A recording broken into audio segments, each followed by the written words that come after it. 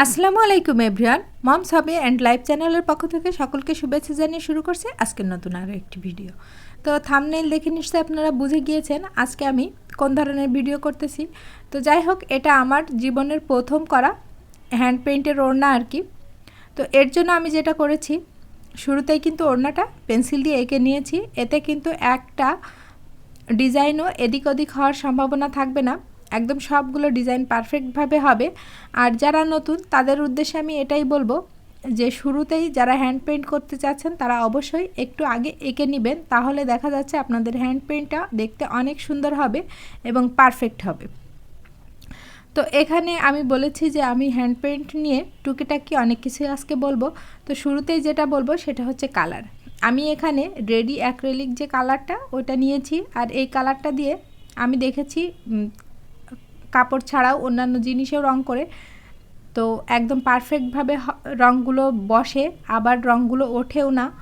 তো আমার কাছে এটাই ভালো লেগেছে।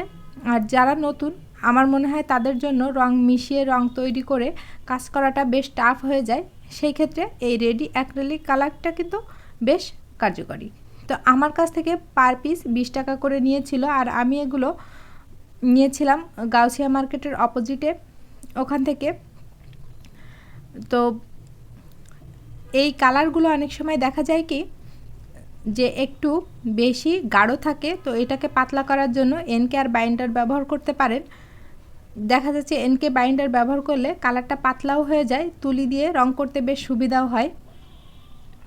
এই ক্ষেত্রে অনেকে ভাবতে পারেন হয়তো একটু পানি দিয়ে নিলেই তো হবে, না, পানি দেওয়া যাবে না, দিলেই রংটা কিন্তু ফেটে যাবে, ভালোভাবে বসবে না, আবার কাপড় ধুলে দেখা যাচ্ছে রংটা উঠে যাবে। আর এভাবে করলে কিন্তু রং উঠে না কাপড় থেকে।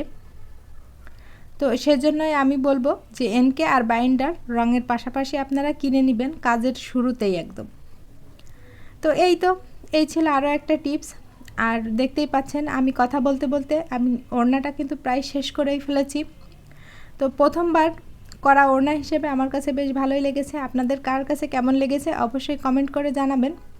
তো ভিডিওর এই পর্যায়ে এসে সকলকে একটি কথা মনে করিয়ে দিতে চাই, দূরে বা কাছে যে যেখান থেকে আমার ভিডিওটি দেখছেন, প্লিজ আমার ভিডিওটি যদি কোথাও একটু ভালো লেগে থাকে ভিডিওতে একটা লাইক দিয়ে দিবেন, আর যদি সম্ভব হয় আমার চ্যানেলটিকে সাবস্ক্রাইব করে আমার পাশে থাকতে পারেন।